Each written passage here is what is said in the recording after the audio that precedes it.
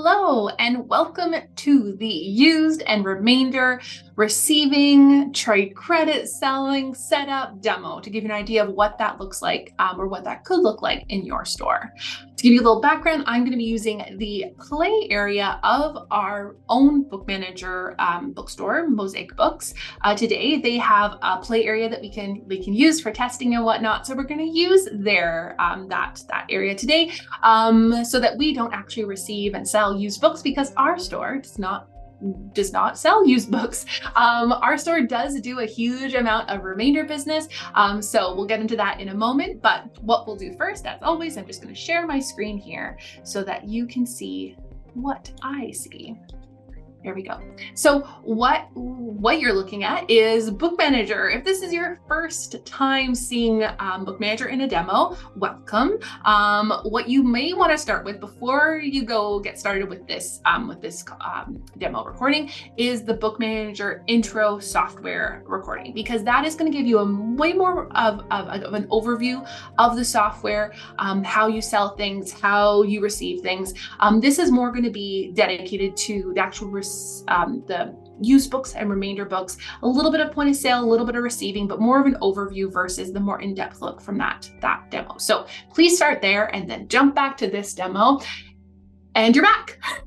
So what we're going to do is we are going to get started. So the first thing is that we're going to think about used books, because the receiving of used and remainders are almost identical, and we'll get there in a moment. But what's really different about for used books anyway is that when we are receiving those books from customers, we're then often, unless we're getting donations, we're often setting up a trade credit. Now that could be a trade credit for again, a credit to your store that you decide how it's being used. It could also be cash that you're giving back, or again, like a trades in other ways. So what we're going to look at first is what the whole trade aspect looks like in Bookmanager, and then we'll jump into the receiving. So first things first, in the setup side of Bookmanager, so we're going to go under the settings here, under specifically the used book settings. So right here.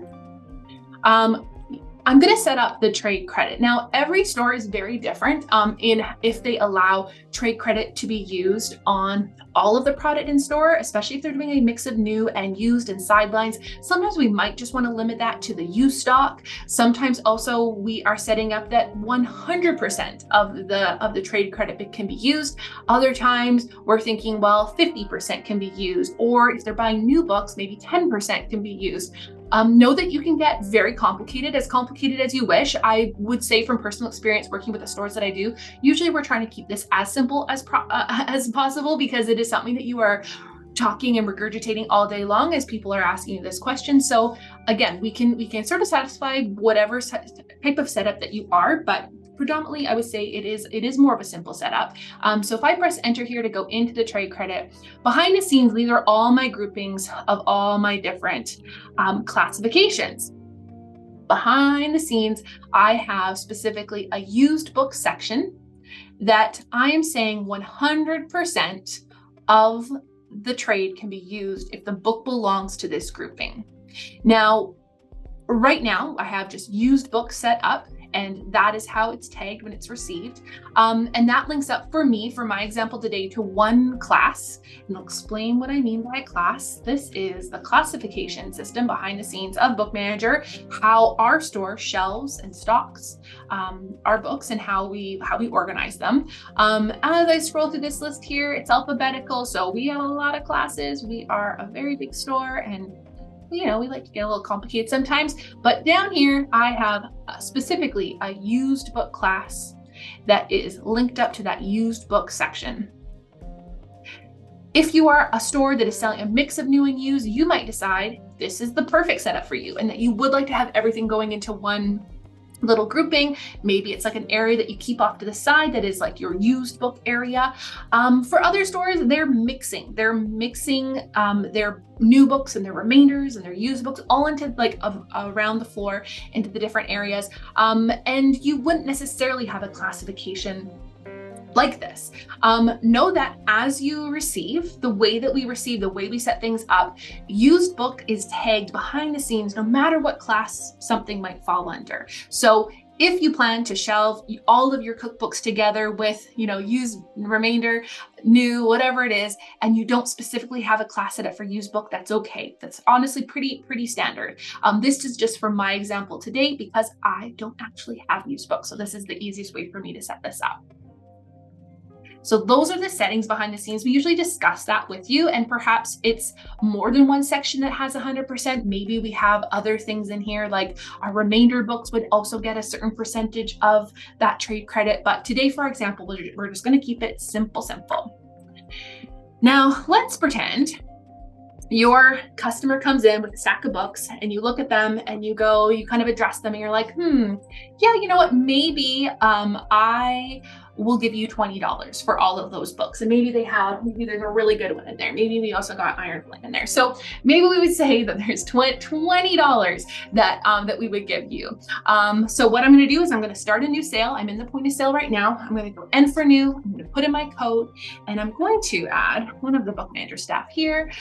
April, there she goes. We're going to add her to the system. Now, what we're saying is okay, based on the books you have provided, I think we're going to give you a trade credit of $20. Now the system knows, because of what I'm selling here, that this is the trade credit ISBN, that it's a negative amount. We're not charging April here $20. This is what we're providing her, but we're not providing in cash. We're going to be giving it as a trade credit. So when we head on over to tendering, we then would go up and we would put this as a credit to her account.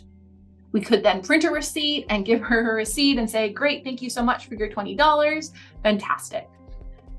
Now let's pretend it's a week later, a couple of days later, whatever it is, and April wants to come into the store to buy something. She brings her books up to the front and we would go put in a new sale, find her customer card again. There she is. And what we're going to do is we're going to pretend here that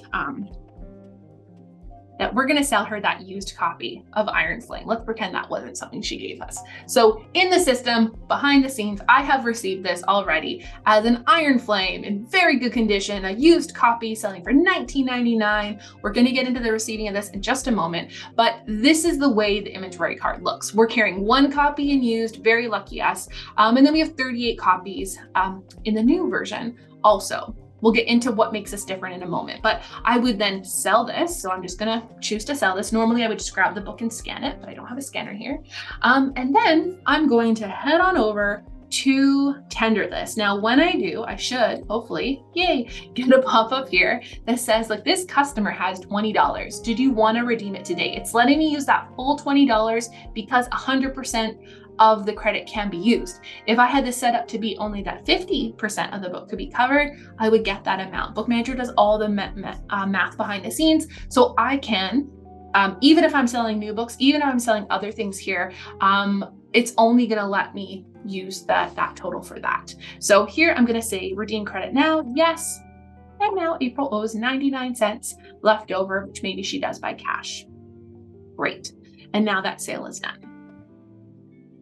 So that's the way the trade credit side goes. Usually this is a big conversation that we have if you are doing, again, a very robust trade credit program, something that we discuss in length beforehand to make sure that we have this matched up right and that we have it fitting what you're currently doing. Sometimes we do a little bit of a rewrite on what you're currently doing because we can do different things with Bookmanager and maybe you want to do different things. So this will be something we discuss. If you have questions about this, it's a great time to send me a quick email to ask, so then we can make sure we get that nailed down.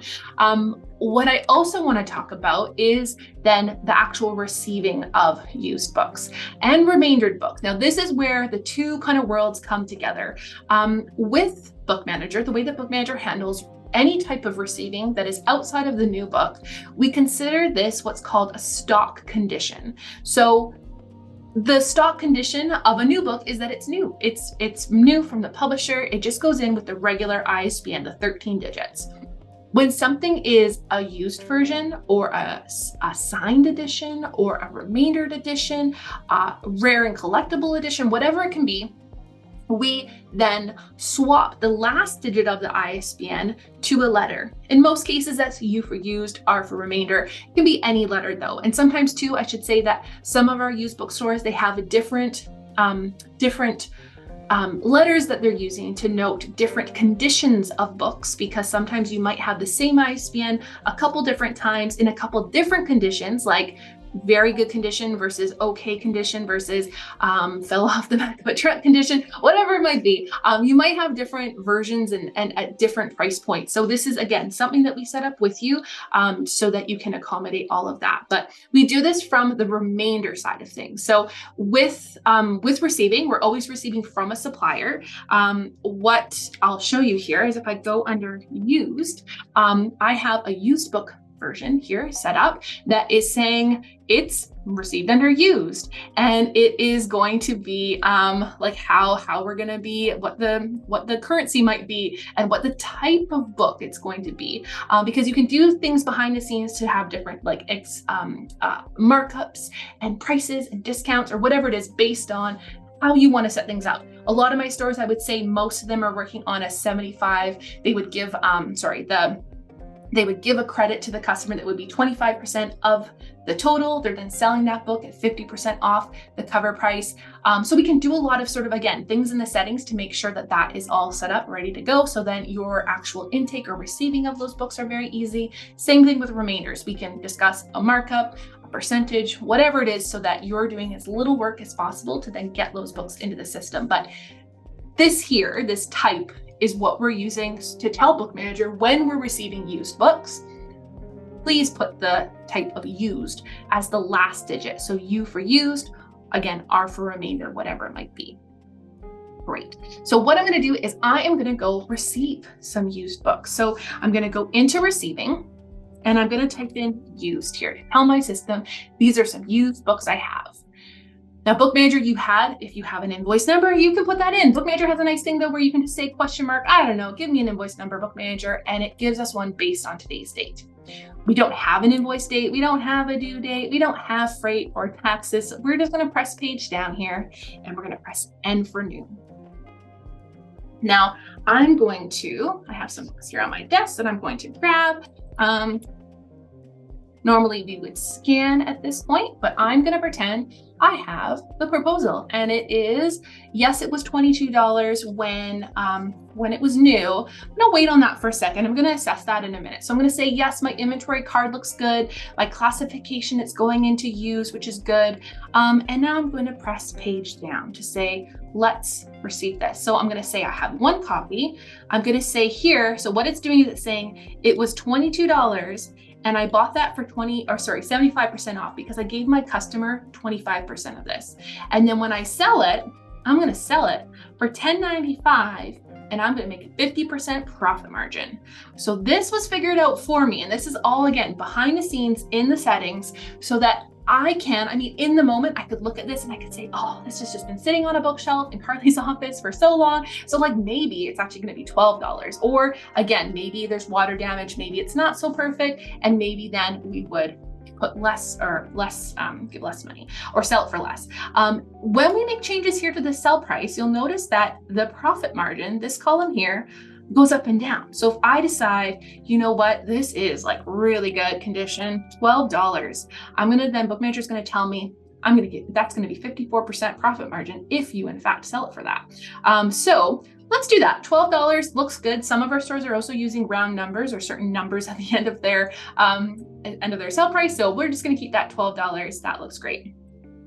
Here is talking about a label. Now, I would say a majority of our used book remainder bookstores, even if they don't label their new books, they are labeling their remainders and their used books because it is a very easy way to show your customers that the different versions of this book exist. So to give you an example, I'm just going to open up an image here for you guys. In our store, it's kind of hard to see there, the glare was bad, but in our store, this is what a remainder label looks like. There's a green background over top, and this is a label stock that we sell that then highlights the price, the fact that it's remainder. So for our store, we put I'll just show you again here. This is the way our remainder section looks. So everything that's a remainder has the label on the front. Try to put it in the upper right-hand corner. Try not to block important information as much as we can. But this is the way it looks. Whereas like our regular books, they have, if you can see here, we put the labels right on the back, right, kind of right where the barcode would be. So it's a visual difference for a lot of our users, or sorry, a lot of our customers. What we also can do is we also have this opportunity to do a black label. This is not different label stock. This is just a setting on your Bookmanager printer, which then will then tell your system to print it this way, a white text on a black background. So I have a handful of stores, quite a few stores recently actually, that if they do all the different stock conditions, their white, regular white label is the new, the green is the remainder, the black is the used. And it's, again, they know right when they pick up that book, what that book is. The way the labeling works, I'll just close these here, is that the moment I finalize this line of receiving, the label prints. There's no specialty information that you're providing to Bookmanager, or the screen doesn't pop up to get you to verify anything and print it. It just prints automatically. Now, I don't have a label printer attached to my desk here, so no label will print, but know that that is something that will happen. Here, this condition, we can set a default to say for most used books are coming in, they're in very good condition, or fair condition, or bad condition, whatever it is. Usually it's very good. We can set a default. What I'm going to do today is I'm just going to choose the default, or choose my setting. I'm going to say this is very good, or actually, you know what? It's like new. We're going to say that.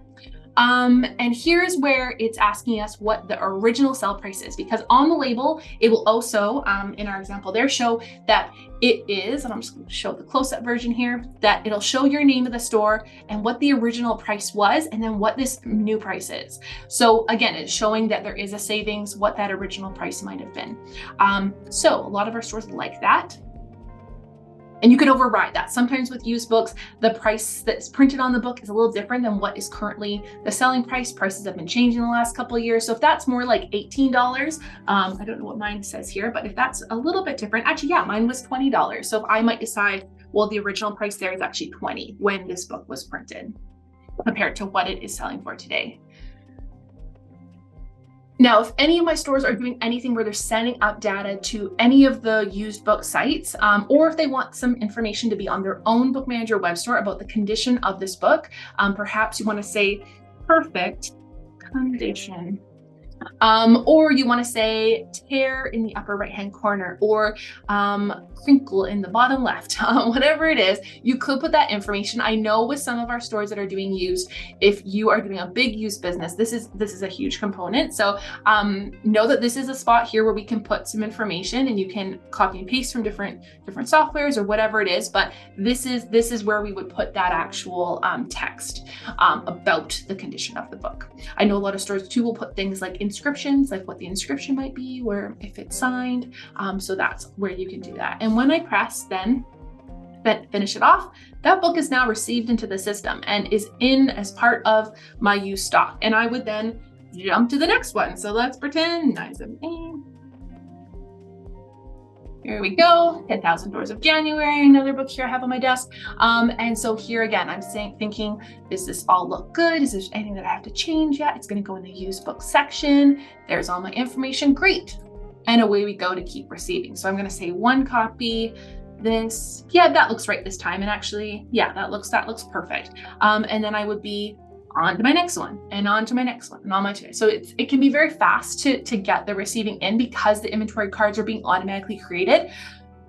For some of my stores that are receiving books that are quite old, our database is quite large. It's from a lot of different sources. It's not just from a particular one, and it's also been being built for the last very long time, over 20 years. So it does go back quite far in terms of like books that are published, but it's not going to have everything. So if you do come across a title, you scan it in, or you hand type it in, or you find it within the first couple of pages of the book, because it doesn't even have an ISBN or a barcode printed on the back of the book. Know that you might have to do a little bit of manual entry, but that you can, it's not, Bookmanager's not required to find the title data for you to work with it. You would just manually add title, author, information that you want. So this is the way used book receiving looks. Remainder receiving is a teeny tiny bit different. So I'm just going to show us or show you now what that looks like. So in this case, I'm going to pretend to use Book Depot. There they are. Our store, we do a ton with Book Depot. So usually in this case, we would have an invoice number. So, or a date. So it looks like we're mostly receiving by date in our store. So I'm going to pretend today we have 11, 22, 23. Oh, wait, nope, it's the 23rd today. It's Thanksgiving, but I'm in Canada, so I do not get Turkey Day. There we go. So we're going to do that, the invoice date, due date. We might have some freight. So maybe we have, $20 in freight. Maybe we also have some tax, but I don't know it yet. So I'm going to pretend now that, I'm going to drop down here. Now with Book Depot, we have some opportunity for some technology or to use some technology because we can electronically send orders to Book Depot. There's also some really fun catalogs behind the scenes, which I'm going to show you in a moment, for working with some of the Book Depot, specifically their data. If you are doing remainders from someplace else, we can import spreadsheets, we can import lists from the website environment, and you can work on your orders from there. So know that we have a lot of capabilities when it comes to working with remainders. Again, our store, we are huge into remainders, so we've done a lot of work to make that all work. But let's pretend here today, I'm just going to pretend to receive a book. I'm going to do N for new. Maybe I don't have a PO, and there we go. And it automatically pops out the last digit, puts a remainder. I can then decide again in a moment here what my price is going to be. And then I'm going to then page down and choose, maybe I have 5 copies of this. And maybe my price that I have from Book Depot is that they're $8.42. And then from here, my minimum margin has been set up, or that I want to make with Book Depot is 60%. That is pretty common for us. Sometimes, depending on the quantity, we might go a little bit higher than 60 if we only got 1 or 2 copies and it's a really special book or something that's currently a bestseller. But I might also drop that if we got 20 copies or 30 copies of something. Sometimes we do, just depending on the situation. We might decide to drop this selling price so we can move them out. And we know there's some volume there that we'll have to move. So this, again, is always adjustable, changeable as we go. And so in this case, this looks perfect. I would be so happy to sell that for $20.95 and make a 60% profit margin. So as you can see here, if there is no secondary line like there was with used, because remainders are considered brand new. They're special. It's not going to have a condition. Usually, sometimes we will have remainders that are a little bit banged up or have some minor discrepancies, but usually not. So this again would be where we would set all that, and then we would receive it, and away we go. And that would then receive into the system. Now, from the online environment, I kind of want to show you guys what it looks like what a remainder looks like when we're talking about it being sold on the site. So what I'm going to do is I'm just going to jump over to here. There we go. If you haven't already joined me for the Biz site demo, one of the other demos I have, of course, you can do that. Where I am right now is on biz.bookmanager.com. I'm logged in as Carley. I'm on the actual website of on the Biz site of our own bookstore. Where I'm going to go is actually under Mosaic Books here. We've spent some time over here doing some different things, but I want to show you guys here under our browse, our bargain books. So right now in our bargain section, we have 25 copies of Legends and Lattes for $11.99. And we also have 5 copies at $23.99 of the new version. It is extremely common for us to have versions in both remainder and new. Again, those are the only 2 versions that we do. Sometimes we do have a signed edition. If there isn't a signed ISBN, we'll do that to show the signed stock. But again, this is very common for us to have some in bargain, some in the new. So this is what it looks like. And as a customer is going through, they can pick and choose. If, let's say, we only have it available in remainder and we don't have any new on hand, the customer could still choose to buy that new version. They could special order it in, and that's great. Like, this is a good example here. This one is coming in on order. They could reserve from one of the 13 at $11.99 or wait for those copies coming in that are at $23. Again, customer's choice. Sometimes if they're buying a gift, they might prefer the new version. If it's just me, I might just be shopping for myself and I'd love that $11.99 version. So again, This is a wait list for your customers. If, let's say, it's a used book, of course it's showing used at 8, or you could have used and bargain and new, or just used.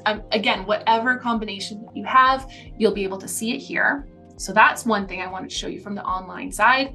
Another thing I want to show you is when we go into purchasing here, if we're specifically talking about Book Depot, if we go under purchasing and we then go under catalogs. Now, if you're a Canadian, you might be using the digital catalogs from the Bookmanager site versus other places like Catalyst or Edelweiss, which is our US counterpoint, which is great. If you're not, if you're American, you probably will stick to Edelweiss and use that with your rep, but you might just come into this area to work with Book Depot. So every day, what happens is Book Depot sends us a file of their current on hands, what they have on hand, what the price is, and we then compare that to the previous day. So we can see the difference in their stock levels. So from one day to the next, this happens every day at 4:19 p.m. Pacific time. Some of our stores have alarms set to come in here to see the new list, because you can, if let's say you do this every single day, you could go then to the new past 1 day list. So new today, 648 titles. I just clicked on it there, so it's bringing me to that.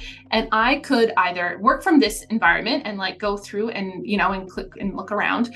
What I just clicked on there is just one of the titles and it brought me to here. And I can then see the Book Depot right now, as of this moment, have 4 copies at $2.95 net. And it's telling me if I sell that for $7.99, I'm going to make a 62% profit margin. So they only had 4. Once those 4 are gone, they're gone. So if I go to order this and they have since sold out, I just get a cancel status. It says, nope, sorry, can't fulfill. But for us, this would be a great one. It looks like we do have 4 right now in our bargain. As you might remember from the biz ordering, this up over here is letting us know our in-store stock, what we have in store. So right now in our promo remainder department, we're showing 4 copies at $6.99. So again, you can kind of get an idea of what this looks like, but this might be a skip today because we already have 4, but this might be one. So Book Depot has 23 at $2.60 net. If I sell it for $6.99, I'm going to make a 62% profit margin. So again, I might decide right from here to go, okay, yeah, Book Depot, and I want to do 3. And now I go to my next one. And then I go to my next one. This one that got 200. So this is great. Maybe I want to try to fill up my kids section with some good stuff. Maybe I want to grab a couple and Book Depot, and great. Let's bring in 5 of that one. Wonderful.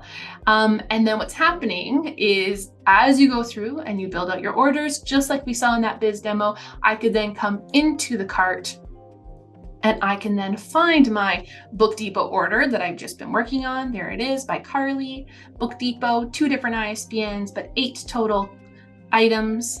And I can, right from here, click submit. Okay.